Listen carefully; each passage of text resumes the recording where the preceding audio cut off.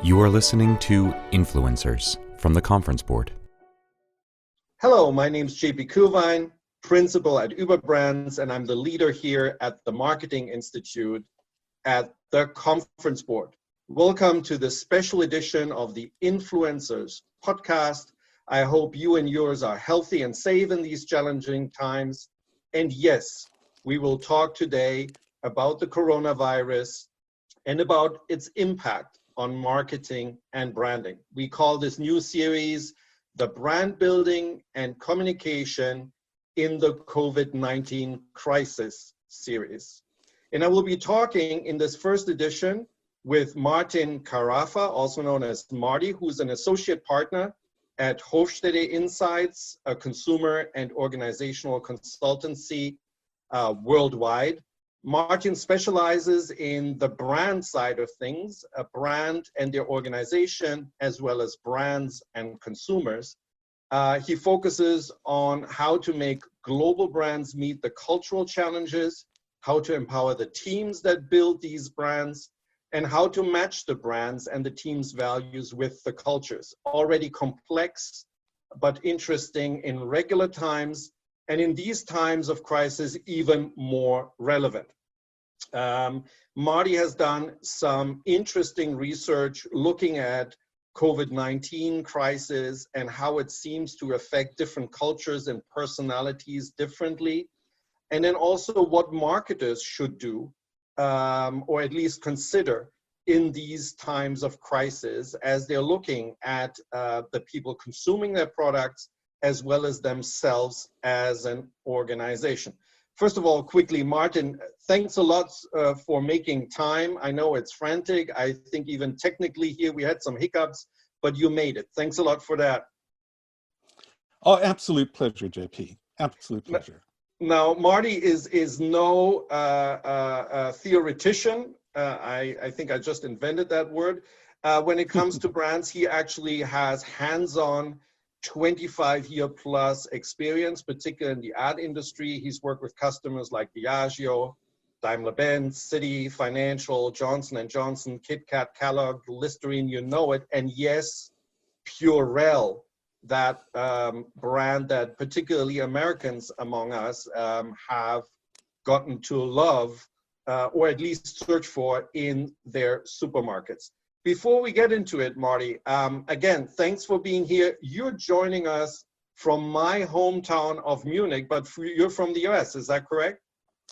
That's absolutely right. I was born in Pittsburgh, but I grew up in Australia. And since then, I've worked in places like Tokyo, before being posted to New York, and now Munich, where I came to work for BBDO on the Daimler business. Hence this very confusing accent that is tough to place.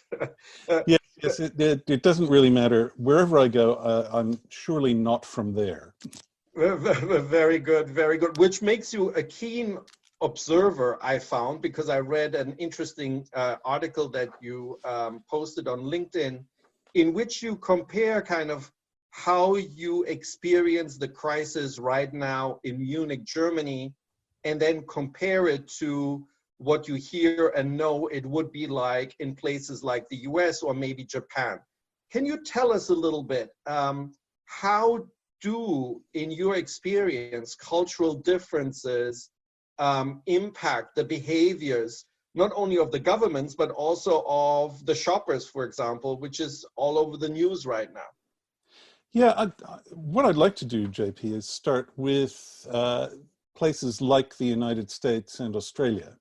As you said before, I'm an associate partner with Hofstede Insights, so I'm naturally gravitating towards the 6 dimensions of cultural difference that the late Professor Geert Hofstede pioneered and is an authority in. And if we look at the English-speaking cultures, the United States, Australia, Ireland, the UK, to a lesser extent, Canada, my colleague Hugh Worston calls those conflict cultures. And that's because very high, what Hofstede calls masculinity, which means assertiveness, and also individualism, which means taking responsibility for yourself and looking after yourself and your family. When you put those two together, Worson calls it a culture of winner takes all. You know, if I win, you have to lose. If I have something, I assume it's at your expense. And that's one of the reasons why, of course, everyone was fighting over toilet paper in places like Australia.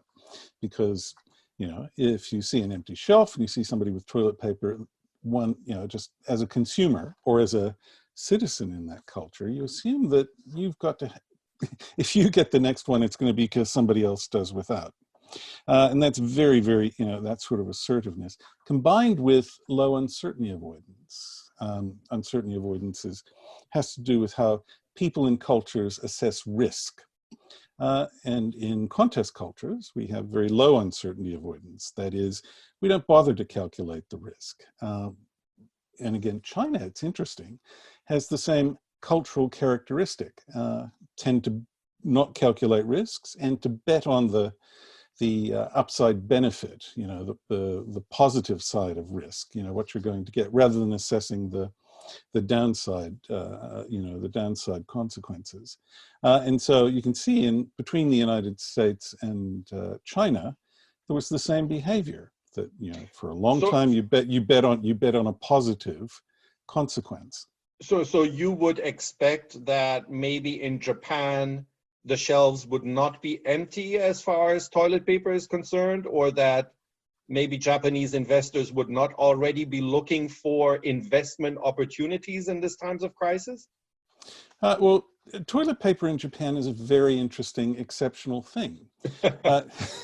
Well, Japan has weathered the crisis to the extent that it has right now, because it's really used to dealing with natural disasters. You know, so there's a real systemic preparedness for things going wrong. One of the things that goes wrong, of course, is toilet paper in Japan. You know, you need that. But in a small Japanese household, your preparedness basket or your bag for disaster, which you're supposed to keep packed with necessities all the time, generally doesn't include toilet paper. And in fact, the government and, not surprisingly, Japanese toilet paper manufacturers engaged in a campaign 3 years ago to encourage people to do that, to stock toilet paper. But small Japanese household, toilet paper is bulky, people let it slip. So a lot of what looks like panic buying around the world is simply a result of people going into the supply chain and making, say, one extra shop. But Japan, I think, in this case, there's systemic preparedness, which is part of cultural characteristics, of course, and that's also very high uncertainty avoidance, is what has seen them through. Right. So in many instances, when we talk about consumer culture and consumer behaviors, we increasingly talk rather of, let's say, urban metro, kind of cosmopolitan urban metro areas, secondary cities, and rural, rather than country country borders. So comparing, you know, Tokyo, London, New York, Chicago, Berlin, and finding them more similar than, let's say, a Chicago and St. Louis. So would you agree with this kind of globalization also of consumer culture and resulting consumer behavior, or does the crisis drive us back to a more national behavior? Well, I can answer that without recourse to the crisis. In fact, it varies from country to country. So an urban and a rural Japanese is not so different from each other. The generations are different from each other on all kinds of cultural things, like do you assess risk, right? Everybody in Japan assesses risk the same way. In some place like the United States, there's a difference between generations, right? Younger people, interestingly, are more risk averse. There's a difference between various ethno-lingual groups on how you assess things like risk, how you look at community. Community is important in this crisis because if you happen to have a very strong collective community, you will pay more attention to those people who are authoritative or popular, right? And so there's a difference inside the United States in how much people are, if you like, we cultures rather than me cultures. And so, and that's quite independent of the crisis, but they're going to react in different ways, naturally.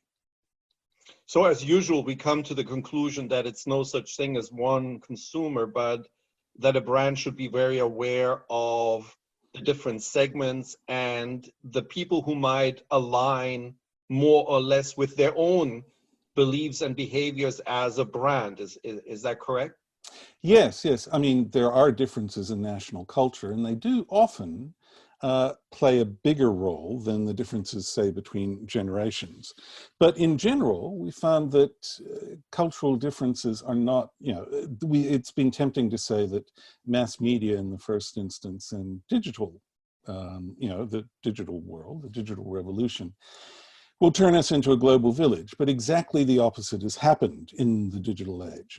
Your digital device is very strongly geolocated, and you use it in context to talk to the people around you, both in your own area, but also those with whom you share values.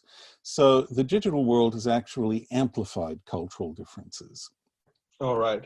So with that kind of broader global cultural background, let's dive into kind of the fundamentals and talk about brands and what they should communicate, or maybe start with, should they be communicating at all in times of crisis, or should they rather be quiet and act?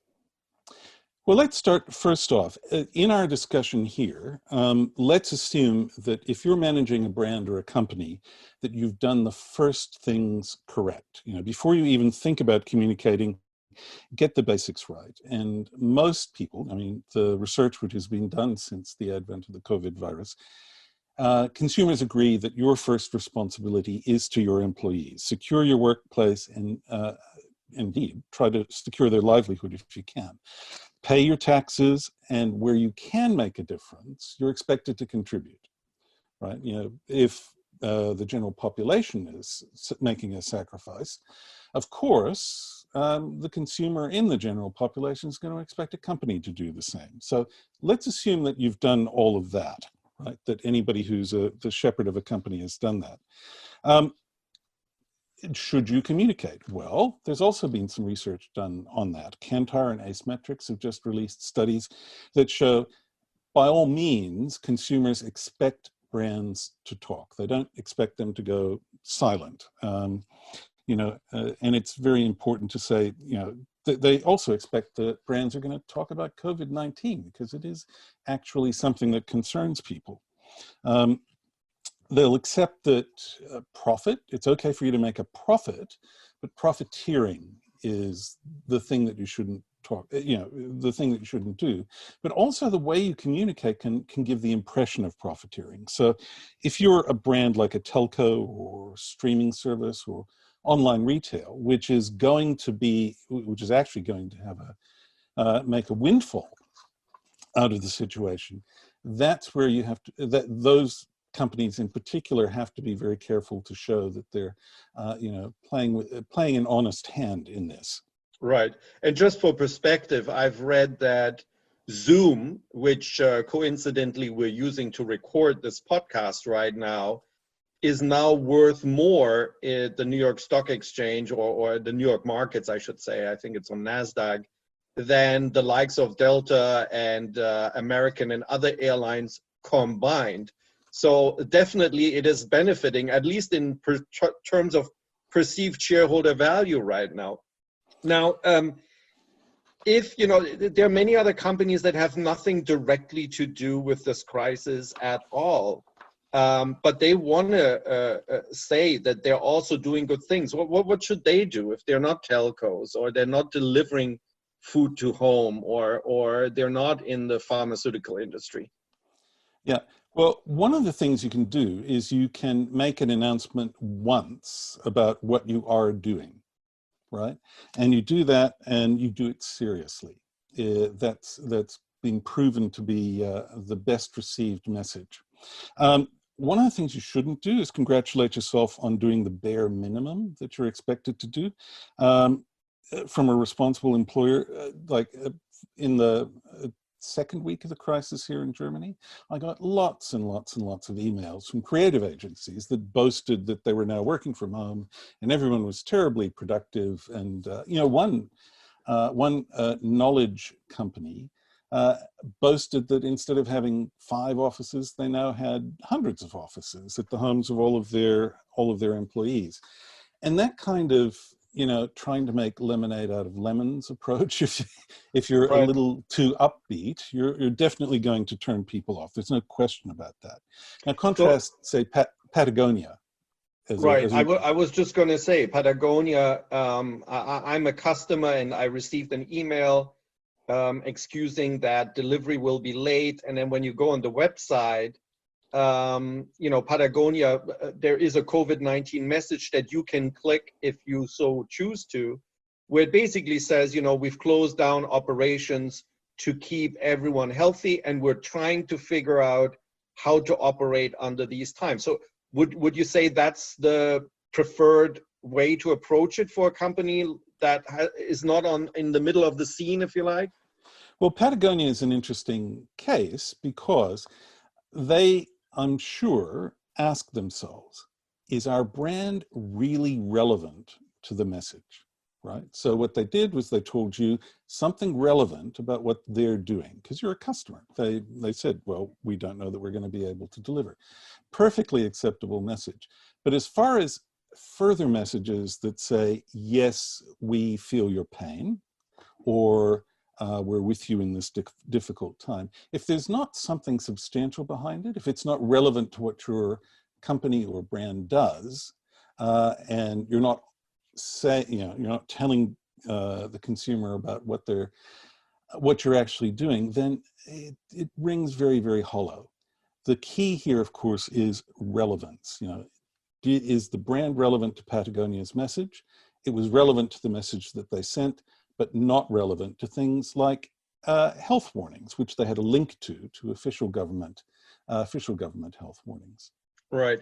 Now, nobody can blame a brand for trying to stay top of mind. They're being told that the economy will might come back with a vengeance, and then they need to be top of mind and top of shelf, to use the words of Byron Sharp, to get their fair share, or if possible, actually get more than their fair share out of the gates. So what about those brands that are trying to weave themselves into the conversation? I think many have discussed, McDonald's separating its arches, Coca-Cola has done the same, separating its letters in outdoor advertising. Anheuser-Busch is creating hand sanitizer, and so does LVMH, and a lot of Diageo brands, including Guinness and so on. How do you look at all these efforts? Are there, classes of efforts? Should some of them be done, others not? How do you assess that? Well, look, I'm glad you mentioned McDonald's because that's a classic case in point where, and it's also has to do with differences in culture. Separating the arches and this is what McDonald's said about it, separating the arches so that you expressed some solidarity with people who were social distancing. That was originally an idea from Brazil. Now, Brazil is a much more collective culture and a much more what Hofstede calls power distant culture. It's very hierarchical. And in both of those cases, a really powerful popular brand, the message carries some weight. Think about India, which is the most collective and perhaps one of the highest power distance cultures in the world. If Tata gives you a message, you're going to pay attention. However, if Audi says stay apart and they separate their logo, most people in Europe and the United States are going to say, hang on, why is Audi telling me this? Who the hell are they to give me advice on that? And again, most consumers don't do that consciously, but unless it's very relevant, and that's very important for us here in these strongly individualistic cultures like Europe and the United States, unless it's relevant, then it's kind of, people raise an eyebrow. And when McDonald's, disseminated the Brazilian idea on their American social channels, they got a lot of kickback from that. Even Bernie Sanders raised some questions about sick pay for hourly workers and things like that. So they very quickly replaced that with a relevant message, which was a video type on screen that reminded everyone that they were still serving out of their drive-through window. So that kind of relevance is really important. And it's much more important for those of us in Europe and the United States. And it seems to me that that is where I, as a consumer, measure the engagement of a brand. I've seen some brands, talk about social distancing, kind of like a public service announcement. That is one thing. And at the beginning, it seemed fine. After literally every brand was doing it, it seemed, copycat and increasingly irrelevant. But then there were brands that were going and extending their natural or their business model strengths. And so, for example, there's the U-Haul example in the US where they offered to students, which all had to all of a sudden relocate throughout the nation and go back home and leave their dorms. They were offering free trucks and a free 1-month storage, which seemed to be potentially business building because it's a trial builder. These students will have to get it back out of storage once times are normal again. There is the link with U-Haul that is made. And at the same time, very practical help. It would seem to me that this strong link between relevance and your business model, and if possible, even your unique brand strength, would make the most sense. Would you agree with that? Yes. Relevance is important, but you have to be very careful not to, and you just mentioned it now, JP, very careful not to give any hint that you're profiteering from this. So, yes, they're offering this, if you like, free trial at the beginning because people need it. But, if they, is that a business builder? When they have to move back to the universities, are they going to, now slug you for a much higher fee? Those are the kinds of questions that consumers ask, and it's really tricky because I'm going to talk, if I may, about hand sanitizers. Right. Because one of the things that we can see is that hand sanitizers that a lot of companies are making are not really in the brand wheelhouse, right? They happen to be able to make it, but it's not something that their brand really represents. And so when you put a brand on something, people, consumers decode that as being competitive. How are you different? How are you trying to get an advantage over your competitors? So if we look at hand sanitizers like LVMH, and in Australia, the Carlton United breweries have both started making hand sanitizer, right? And in both of those cases, they don't have a consumer brand on the outside. LVMH has a very, very somber, simple type label on its bottles, which have a Dior logo on the pump, but that's just because they happen to be using the Dior factory. And Carlton United doesn't have any of its beer brands. They've taken their spirits business and repurposed the alcohol from that. And they also give it away, and they talk about the help that they've got. Now compare that with Brewdog, for example, the brewery based in Scotland, right, who launched a punk sanitizer, right? They had the same abilities. They had lots of spirits and alcohol. They put it in a bottle that had on the outside all the color scheme and branding of their punk IPA.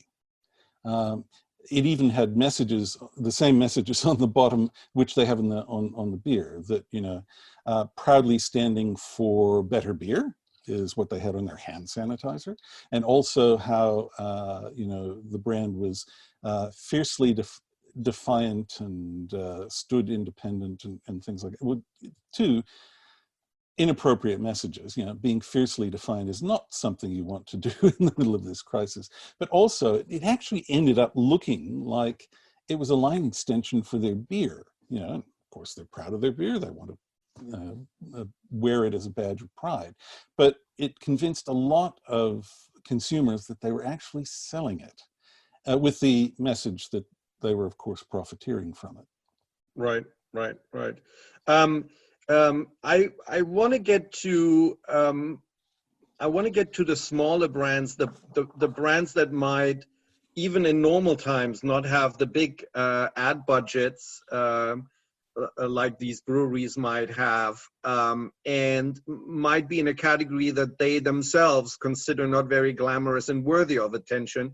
But we need to take a little break for a couple of messages, and then we'll be right back after this. Can you, your team, or your company benefit from insights such as the ones provided in this podcast? They are immediately available when you join the Conference Board, a membership-based think tank that delivers trusted insights for what's ahead. Reaching across industries and geographies, we bring together our noted experts, senior executives from the world's largest companies, and nonpartisan practical research to help you address your most important business issues. Our membership packages are tailored to your organization's unique needs and budget. To learn more about our offerings, go to www.conferenceboard.org and click Join on the top bar to connect with one of our product specialists. All right. So here we're back with Martin Karaffa on how to market during times of COVID-ID. And Martin, you explained very nicely that when you do hand sanitizers, better do it in ways that build or at least not destroy equity while you're helping.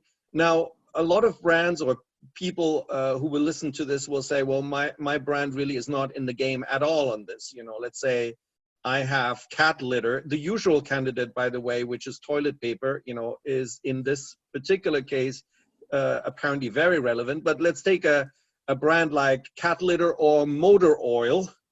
What should they do? How can you just stay quiet during this time and still ensure that you're not abandoning your brand and that it's ready to go when we're all ready to go? Yeah, well, there are two elements to the question there, JP, I think. And the first is, if you have the low interest category that's not top of mind, how do you make sure that in a crisis where people's mental bandwidth isn't all that wide, they're worried about other things. So the mental bandwidth you ordinarily could occupy, is going to be much, much less. And I think we go back to relevance again. Okay, let's talk about cat litter, for example. Thinking about that, if you create content that talks about, say, for example, how do you empty your litter tray when you're under lockdown to minimize your time outside?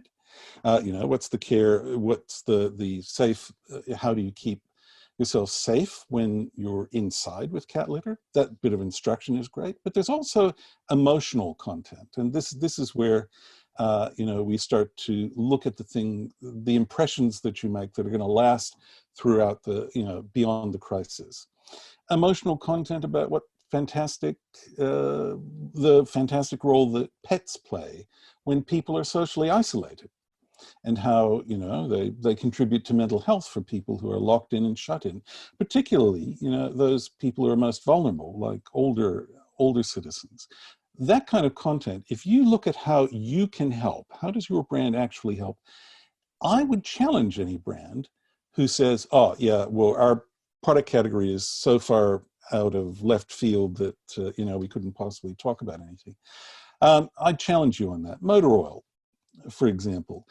How many of the trucks, ambulances, buses, those things which are now going, which we're depending on for deliveries and to protect our health, what are you doing with your motor oil to make sure that that delivery fleet works. And this Right. was an interesting thing because, there was an ad which Mercedes-Benz, former client of mine, who I know to be well-meaning in this, they did an ad which had a picture of a stationary Mercedes outside a house, and the idea was, Mercedes has many safety features, but this is the safest Mercedes of all because it's not going anywhere. Nice message, but is that relevant? Yeah, kind of. But then they started something really interesting. They said, okay, we want to take the opportunity to thank the carers, the people in the fire brigade, the ambulance drivers, the doctors, the delivery people, all the people who are helping and keeping us safe. And as one of the world's largest manufacturers of all of these delivery vans and ambulances and police cars, that may very well have been a better message to say, here's what we're doing to keep all of those on the road, and actually, develop initiatives that can help. They're also involved in many navigation apps, particularly important for ambulances to find addresses more accurately. And one of those is called What 3 Words, which divides the world into 3 meter square blocks. And if that can't be repurposed to help social distancing, that's something that I would suggest that you can really do. Those kinds of opportunities are not just opportunities to communicate, they're opportunities to help. But we can talk a little bit about why those sorts of opportunities are going to, when you communicate like that, it's going to last longer. Right. And it seems to, you make a great point, and you provided great illustration here, thinking on your feet, how even something as apparently unrelated as motor oil or trucks can very much be relating to the crisis, and in a humble way. I think that's the important message as well. In a humble way, contribute either through information, through providing emotional support. When we talked before this podcast, you had this very nice example of Guinness, I think, also. That provided emotional support. If you just want to talk about that, we only have a minute or so left, but I wanted to get that in. Yeah, no, Guinness actually did a very emotional ad, which was about St. Patrick's Day parades being canceled. They were, and it said, the parade may not happen. We'll march again, but in the meantime, be good to each other. And it's just a very positive message about the times. And those kinds of emotional messages, and we could go into it, deeply here. Those kinds of emotional messages get into the right part of the brain for long-term memory. So if you've made an emotional impression, the decay of what we'll call awareness, or what Byron Sharp calls mental availability, is, it's a much, much longer and slower decline in that mental availability if you have made an emotional impression, because emotions are in the midbrain, the lizard brain, and that's where our long-term memories live. And they're going to be called back, which obviously is a hope of a lot of these bystander brands, even though I think this conversation has shown that, there's probably not a lot of excuses to be a bystander, even in these times. You can positively, interestingly, emotionally contribute. A lot of people are locked up at home and by now get terribly bored. So there's contribution there as well, I'm sure, for sure, companies that are in the entertainment business and so on. Now, and I'd just like to say it's more than that. It's more than looking for an opportunity to talk to get your brand right. Things. You have an obligation to really, really dig deep into what you can do, how you can contribute. And if you can't do anything like that, if really you can't do anything like that, then consumers are not expecting you to be silent either. The opportunities the media opportunities, the channel opportunities may not be as great, but that might be a discussion for another time. Right, absolutely. Now, before I let you go, one question about the after COVID-19.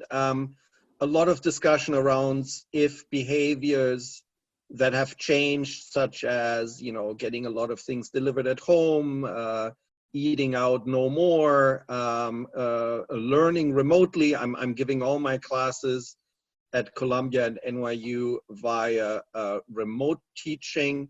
So the question among us, for example, instructors is, how much of this will actually continue after the crisis? What are your thoughts on lasting changes and or things that brands might learn now during the crisis that they will continue to apply as we hopefully move out of the crisis? My gut feel is that the same slow progress that we make to sensible things like, putting education online or having home deliveries, if that makes sense. I believe that after the crisis, that slow rate of adoption, or steady rate of adoption rather, is going to be, will revert back to that. People will definitely change their behavior, but they will go back to doing it the way it was. Because I would, counter that by just saying, don't you think that there will be a rebound consumption, right? More people going out to a restaurant, more people going out to the theater, more people traveling, because there is, this is classic marketing, pent-up demand for it. Unless we have really erased one of the needs that all of this normal activity that we had adopted before the crisis, unless we've kind of erased one of those needs permanently, I think that the needs which we used a restaurant to fulfill or an airline to fulfill are still going to be there. And I actually predict that there's not going to be as much change in habit. If, say, for example, an employer decides that finally, rather than cramming your if you happen to work for an ad agency like I have for a long time, instead of cramming people into ever smaller open plan offices where everyone retreats behind their earphones and start letting everybody work from home and meet when it's really meaningful, that's the kind of thing that maybe will be accelerated, because it's a sensible thing and it was a trend anyway before the, before the crisis. But I think that it depresses me a little to say this, but there will be some habits to which we will revert. Right. No and I guess to your point, other habits that we learn to be useful or to be good, I'm thinking just of teaching and, for example, discovery of polling the students, anonymous polls on whether they want to review a subject or not, whether they want to see one example or another, have made a real difference in engaging us. Those are things you carry over. So there's also the good things that you start to add to your toolbox, I guess, coming out of and Hofstede Insights is involved in a great deal of academic and private training. And that trend, the very, very sensible trend to doing as much online as you can, I think that will continue. And if this crisis accelerates that, that's great. That's a highly specific category, I think. Right. Excellent. Well, I want to finish on that note. We've run out of time. Martin, thanks so much for these really deep cultural and behavioral insights and sharing your deep experience. We haven't even talked about Purell. That's going to be also for another time. Fascinating story also there. And this will all be over one day, and we'll look back. I promise you that. So thanks again for being on the show. And you, dear listener, thank you for tuning in. I hope you found this helpful, maybe a bit uplifting, which we all need right now. Don't be shy. Give us your comments, your ratings, recommend it, subscribe. There are other podcasts that you can find on the Conference Board website, that is at conference-board.org/podcasts. And with that, I want to say goodbye. And thanks again, Marty, to Munich. Oh, and thank you for the invitation. It's been, even though it's a depressing subject in some ways, it's been a pleasure to talk. And you stay safe. Same here. Tschüss, auf Wiedersehen, goodbye. This has been Influencers from the Conference Board.